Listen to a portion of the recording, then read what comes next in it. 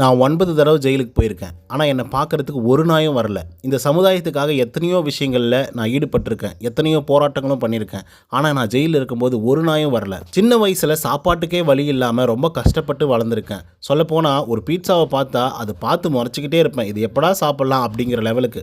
ஆனா, அப்படிப்பட்ட நான் தான் யூத் ஆஃப் அம்பாசிடர் அப்படிங்கிற அவார்டையும் வச்சிருக்கேன். கிட்டத்தட்ட 75 கண்ட்ரீஸுக்கு போய் அப்ரிசியேஷன் சர்டிஃபிகேட்டும் வாங்கியிருக்கேன். நாட்டுப்புற கலைகளை இந்தியா முழுக்க பரப்பவும் செஞ்சிருக்கேன். ஸோ அப்படிப்பட்ட நான் தான் இந்த அகோரி கலையரசன். மக்கள் இதை கேட்ட உடனே உங்களுக்கு மிகப்பெரிய அளவில் ஷாக் ஆகிருக்கும். கலையரசனா இது? கலையரசனை பற்றி இத்தனை விஷயங்கள் இருக்கா அப்படின்னு சொல்லி உங்களால் யோசிக்க முடியும். ஸோ அப்படிப்பட்ட கலையரசன் யார், அவர் ஏன் இந்த மாதிரி நிலைமைக்கு வந்தார் அப்படிங்கிறத பற்றி தான் இந்த வீடியோவில் முழுசாக பார்க்கலாம். ஸோ இந்த வீடியோக்கு போகிறதுக்கு முன்னாடி நம்மளோட சேனலை சப்ஸ்கிரைப் பண்ணாதவங்க சப்ஸ்கிரைப் பண்ணி வச்சுக்கோங்க. லைக்கை போட்டு வீடியோ பாருங்கள். வாங்க இன்று வீடியோக்குள்ள வந்து போகலாம். நேற்றுக்கு பிக் பாஸ் வீட்டுக்குள்ளே கதை சொல்லும் டாஸ்க் வந்து நடைபெற்றது. அந்த டாஸ்கில் வந்து 3 பேர் கதை சொன்னாங்க. ஒன்று வந்து பார்த்திங்கன்னா கலையரசன், இன்னொன்று ஆதிரை, மூன்றாவது பிரவீன் காந்தி. ஸோ அந்த அடிப்படையில் நம்மளுடைய கலையரசன் அவர்கள் தன்னுடைய ஸ்டோரி சொல்ல ஆரம்பிக்கிறாரு. அவருடைய அப்பா ஒரு மியூசிக் டைரக்டர் அப்படின்னு வந்து சொல்கிறாங்க. இட்ஸ் மீன்ஸ் இந்த ஆர்கெஸ்ட்ராவெலாம் வாசிப்பாங்க இல்லையா, அந்த மாதிரி ஆளாக இருக்கார். நிறைய நேரங்களில் கச்சேரிக்கு போயிடுவாராம். அதனால் வீட்டுக்குள்ளே இருக்கிறது அப்படிங்கிறது ரொம்ப ரொம்ப ரேர் தானா. ஸோ அப்படி இருக்கக்கூடிய காலகட்டத்தில் அவங்க அம்மா மேலே இவருக்கு மிகப்பெரிய அளவில் சந்தேகம் வருது. ஸோ அதனால் அவங்க அப்பாவுக்கும் அவங்க அம்மாவுக்கும் மிகப்பெரிய அளவில் சண்டைகளும் வர ஆரம்பிச்சிருக்கு. சின்ன வயசில் இருக்கக்கூடிய கலையரசன் இதெல்லாம் பார்த்துட்டு இதெல்லாம் எப்படா தீரும் அப்படின்னு சொல்லி யோசிச்சிருக்காரு. இதனை தொடர்ந்து டார்ச்சரை தாங்க முடியாத அவங்க அம்மா, சரி ஓகே இதுக்கப்புறம் இங்கே இருந்தால் வேலைக்கு ஆகாது, 4 பிள்ளைங்களையும் ஒழுங்காக வளர்க்க முடியாது அப்படின்னு சொல்லி கிளம்பி போகிறாங்க வேற ஒரு இடத்துக்கு. தன்னுடைய பிள்ளைகளையும் அவங்களுடைய எதிர்காலத்தையும் சரியாக அமைக்கணும் அப்படின்றதுக்காக அவங்க அப்பாவை விட்டு பிரிஞ்சு அவங்க அம்மா நல்லபடியாகவே வளர்த்துருக்காங்க. ஆரம்ப காலகட்டத்தில் சாப்பாட்டுக்கும் ரொம்ப ரொம்ப பஞ்சத்தில் ஈடுபட்டிருக்காங்க. ஸோ இதெல்லாம் பார்த்து வளர்ந்த கலையரசன் சரி ஓகே நம்மளும் ஏதாவது ஒன்று சாதிக்கணும், நல்லபடியாக வளர்ந்து வரணும் அப்படிங்கிற மாதிரி கலையரசன் முடிவெடுத்திருக்காரு. எல்லாவும் படிக்கிறாரு, டிகிரியும் முடிக்கிறாரு. அதுக்கப்புறம் பிரக்யா அப்படின்ற ஒரு பொண்ணு உள்ளர வராங்க. 8 நாள் மட்டும்தான் பேசியிருக்காரு. முதல் நாள் சான்ஸ் கேட்டிருக்காரு, 8வது நாள் லவ் சொல்லியிருக்காரு, அதுக்கப்புறம் கல்யாணம் பண்ணியிருக்காரு. அதுக்கப்புறமா இந்த நாட்டுப்புற கலைகளுக்காக நம்ம ஏதாவது ஒன்று பண்ணணும், சோசியல் இஷ்யூ பற்றி பேசணும், அவேர்னஸ் வீடியோ கிரியேட் பண்ணணும் அப்படின்னு சொல்லி ஏகப்பட்ட விழிப்புணர்வுகளை இவங்க ஏற்படுத்தியிருக்காங்க. குறிப்பாக சொல்லணும் அப்படின்னு பார்த்தீங்கன்னா நாட்டுப்புற கலைஞர்களை கௌரவிக்கும் வகையில் ஒட்டுமொத்த இந்தியா முழுக்க ஏகப்பட்ட இடங்களில் நாட்டுப்புற கலைகளை கொண்டு போய் சேர்த்திருக்காரு. ஒரு அவார்டில் 2 அவார்டில் ஒட்டுமொத்தமாக ஒரு ரூம் முழுக்க அடுக்கி வைக்கிற அளவுக்கு அவார்டுகளை வாங்கி குவிச்சிருக்காரு. ஸோ அப்படிப்பட்ட கலையரசன் எந்த இடத்துல வீழ்ந்தார் அப்படிங்கிறதான் தெரியல. ஒட்டுமொத்தமாக நாட்டுப்புற கலைகளை நம்ம ஃபேமஸ் படுத்தணும், அது மூலமாக நம்ம வளர்ந்து வரணும் அப்படின்றதுக்காக தான் எல்லா இடங்கள்லையும் போய் தன்னுடைய பார்ட்டிசிபேஷனை காமிச்சிருக்காரு. நிறைய இடங்களை விழிப்புணர்வை ஏற்படுத்தியிருக்காரு. ஸோ அப்படிப்பட்ட கலையரசன் அவர்கள் 9 முறை ஜெயிலுக்கு வந்து போயிருக்காரு. ஸோ அப்படி எதுக்கு ஜெயிலுக்கு போனார் அப்படின்னா நாட்டுப்புற கலைகளை கொண்டு போய் சேர்க்கணும் அப்படின்றதுக்காகவும், ஸ்கூல் முழுக்க நாட்டுப்புற கலைகளை பற்றி படிக்கணும் அப்படின்றதுக்காகவும் இவர் நிறைய நேரங்களில் போராட்டங்களில் வந்து ஈடுபட்டிருக்காரு. சோசியல் இஷ்யூக்காகவும் வந்து போராட்டங்கள் ஈடுபட்டிருக்காராம். ஸோ அதனால் 9 தடவை வந்து ஜெயிலுக்கு போயிருக்காரு. 9 மாதம் உள்ளர இருந்திருக்காரு. ஸோ அந்த நேரத்தை ரியலைஸ் பண்ணியிருக்காரு, 9 மாதத்தில் ஒரே ஒரு நாய் கூட நம்மளை வந்து பார்க்கல. அப்போ இவங்களுக்காக நம்ம இதெல்லாம் பண்ணுறது ரொம்ப ரொம்ப தப்பு அப்படிங்கிற மாதிரி இப்படி இருந்த கலையரசன் தான் கடைசியாக எப்படி மாறிட்டார் அப்படிங்கிறது உங்களுக்கே தெரிஞ்சிருக்கும். அதனால தான் அவர் பிக் பாஸ் வீட்டுக்குள்ளே வரும்போது கூட இந்த மாதிரி ஆள்லாம் எதுக்குடா உள்ளர விடுறீங்க அப்படின்னு கேள்வி கேட்குற அளவுக்கு மாறியிருக்காரு.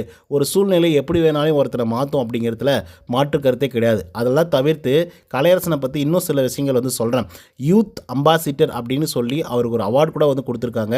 ஸோ அந்த அளவுக்கு வந்து பார்த்திங்க அப்படின்னா ஃபேமஸாக இருந்த கலையரசன் அவர்கள் அப்ரிசியேஷன் சர்டிஃபிகேட் மட்டுமே 75 கண்ட்ரீஸ்லேருந்து கிடைச்சிருக்கு. நாட்டுப்புற கலைகளை இவர் வந்து ஊக்குவிக்கிறாரு, அதுக்காக நிறைய விஷயங்களை பண்ணுறாரு, போராடுறாரு அப்படின்னு சொல்லி 75 கண்ட்ரீஸில் நல்லா யோசிச்சு பாருங்கள், 75 கண்ட்ரீஸ்லேருந்து அப்ரிசியேஷன் கிடைச்சிருக்கு. எல்லாம் தவிர இவருக்கு கலை, இலக்கியம், கவிதை, ஆடல், பாடல் அப்படின்னு சொல்லி இவருக்கு வராது எதுவுமே கிடையாது. ஸோ அந்த அளவுக்கு அவருடைய ஃபீல்டில் பயங்கரமாக ஜெயிச்சிருக்காரு. ஸோ எந்த இடத்துல தோற்று போனார் அப்படின்னா அவங்களுடைய ஃபேமிலியின் காரணமாக தான். வெற்றி ரொம்ப நாளைக்கு நிலைக்காது அப்படின்னு வந்து சொல்லுவாங்க. ஸோ அந்த மாதிரி தான் கலையரசனுடைய வாழ்க்கையிலும் நடந்திருக்கு. அதுக்கப்புறம் கலையரசன் ஜீரோக்கு வந்திருக்காப்புல. சொல்லப்போனால் ஃபேமிலி ப்ராப்ளம் அப்படி இப்படின்னு சொல்லி ஏகப்பட்ட ப்ராப்ளம், ஜெயிலுக்கு போனது அப்படின்னு சொல்லி அவருடைய வாழ்க்கையே தலைகீழாக வந்து மாறியிருக்கு. சொல்லப்போனால் அவரோட மைண்ட் செட் லெவலில் நமக்குன்னு யாருமே கிடையாது அப்படிங்கிற ஒரு மைண்ட் செட்டும் வந்திருக்கு. அதுக்கப்புறம் குழந்தைகளும் பெற்றுக்கிறாங்க. அதுக்கப்புறம் வந்து பார்த்திங்கன்னா அகோரியா மாறுறாரு. அகோரியா மாறினதுக்கப்புறம் தான் ஏகப்பட்ட விஷயங்களில் கான்ட்ரவர்சியில் மாட்டிக்கிறாரு. ஸோ அதுக்கப்புறம் தான் சோசியல் மீடியாக்கள் முழுக்கவே அகோரி கலையரசன் அப்படின்னாவே ஒரு பேட் இமேஜ் வந்து கிரியேட் ஆகுது. ஸோ அதனால தான் கலையரசனை வெறுக்கிறோம் பிக் பாஸ் வீட்டுக்குள்ளே வந்ததுக்கப்புறம். ஆனால் அவர் அகோரியா மாறினதுக்கு ஒரு ஸ்டோரி சொல்கிறாரு. அது என்ன அப்படின்னு பார்த்தீங்கன்னா, அவங்க ஃபேமிலியில் அவங்க அப்பா, அம்மா எல்லாருமே வந்து குறி சொல்லக்கூடிய தொழில் செஞ்சுட்டு இருந்தாங்களாம். ஸோ அந்த ஒரு விஷயம் தான் எனக்கும் வந்து வந்திருக்கு. ஸோ அதனால தான் நான் அகோரியா மாறினேன் அப்படிங்கிற மாதிரியும், அதே போல் ஃபேமிலியில் நிறைய பிரச்சனைகள் வந்துடுச்சு. குழந்தைகளை வந்து வளர்க்க முடியாமல் போயிடுமோ, நம்மளும் நம்ம அப்பா மாதிரி வந்து ஆயிடுவோமோ, குழந்தைகள் அப்பா இல்லாமல் வளர்ந்தா என்னவாகும் அப்படின்ற ஒரே காரணத்துக்காக தான் என்னுடைய பிள்ளைகளை படிக்க வைக்கணும் அப்படின்றதுக்காகவும், குறிப்பாக அவருடைய குழந்தைகளுக்கு பள்ளியில் அட்மிஷனே கொடுக்கலையா, அகோரி குழந்தைகளுக்கு அட்மிஷன் கொடுக்க முடியாது அப்படிங்கிற மாதிரி சொல்லியிருக்காங்க. சரி, ஓகே, நமக்கு என்ன வயசாகிடுச்சு, இப்போ தானே 24 25, அதுக்குள்ளே எதுக்கு நம்ம அகோரியாக மாறணும் அப்படின்ற மாதிரி யோசித்து பிள்ளைகளை பார்க்கலாம், ஃபேமிலியை பார்க்கலாம் அப்படின்னு சொல்லி மறுபடியும் உள்ளர வந்திருக்காரு. ஸோ அதுக்கப்புறம் தான் கலையரசன் அவர்கள் ஓகே அகோரியிலிருந்து நார்மல் மர்சனாக மாறிட்டார், இதுக்கப்புறம் வந்து அவரோட லைஃப் வேறு மாதிரி இருக்கும் அப்படின்னு நினைக்கும் போது தான் பிக் பாஸ் வீட்டுக்குள்ளே பிக் பாஸ் சீசன் 9 வந்து வந்திருக்காரு. இதுதான் அகோரி கலையரசனுடைய ஸ்டோரி. நான் ஷார்ட் அண்ட் ஸ்வீட்டாக வந்து சொல்லியிருக்கேன். இன்னும் நிறைய விஷயங்கள் வந்து அவரை பற்றி இருக்குது. ஸோ அதனால தான் அவர் பிக் பாஸ் சீசன் 9 வந்திருக்காரு அப்படிங்கிறதே நான் நம்புகிறேன். ஸோ இதெல்லாம் தொடர்ந்து இன்னொரு முக்கியமான விஷயம் என்ன அப்படின்னு பார்த்தீங்கன்னா, ஒருத்தருடைய லைஃப் எப்படி வேணாலும் எங்கே வேணாலும் போகும், எங்கே வேணாலும் மறுபடியும் ரீஸ்டார்ட் ஆகும் அப்படின்றதுக்கு இது ஒரு மிகப்பெரிய சிறந்த எடுத்துக்காட்டாக இருக்குது. அது மட்டும் இல்லாமல் சோசியல் மீடியாவில் இருக்கக்கூடிய ஆட்கள் வந்து தன்னுடைய வெற்றியை வந்து நிலைநிறுத்திக்கணும் அப்படின்றதுக்காக நிறைய தவறான விஷயங்களை செய்கிறத உங்களால் பார்க்க முடியும். சில பேர் வந்து பயங்கரமாக ஃபேமஸ் ஆகிடுவாங்க, நல்லா சம்பாதிக்கவும் செய்வாங்க. சம்பாதிக்கிறதுக்கு முன்னாடியே வந்து பார்த்திங்கன்னா இஎம்ஐ அது இது காரு வீடு அப்படின்னு சொல்லி வாங்க ஆரம்பிச்சிடுவாங்க. ஒரு குறிப்பிட்ட டர்னுங்களுக்கு அப்புறமாக வேறு ஆட்கள் வந்து ஃபேமஸ் ஆகிடுவாங்க. ஸோ இவங்களோட இன்கம்லாம் வேறு ஒரு ஆளுக்கு வந்து போக ஆரம்பிச்சிடும். இட்ஸ் மீன்ஸ் அந்த ஸ்பான்சர்ஸு அந்த மாதிரி விஷயங்கள்லாம். ஸோ அப்படி போகும்போது இவங்களால் இஎம்ஐ கட்ட முடியாது, ரொம்ப பிரச்சனையில் வந்துடுவாங்க, கடன் பிரச்சனை வந்துடும். ஸோ அதன் காரணமாக வேறு வழியே இல்லை அப்படின்றதுக்காக தேவையில்லாமல் நிறைய விஷயங்கள் வந்து பண்ண ஆரம்பிப்பாங்க. ஸோ அப்படி பண்ணதின் காரணமாக நிறைய பேர் நெகட்டிவிட்டியில் மாட்டிக்கிட்டு இப்போ வரைக்குமே வெளிவராமல் வந்து இருந்துகிட்ருக்காங்க.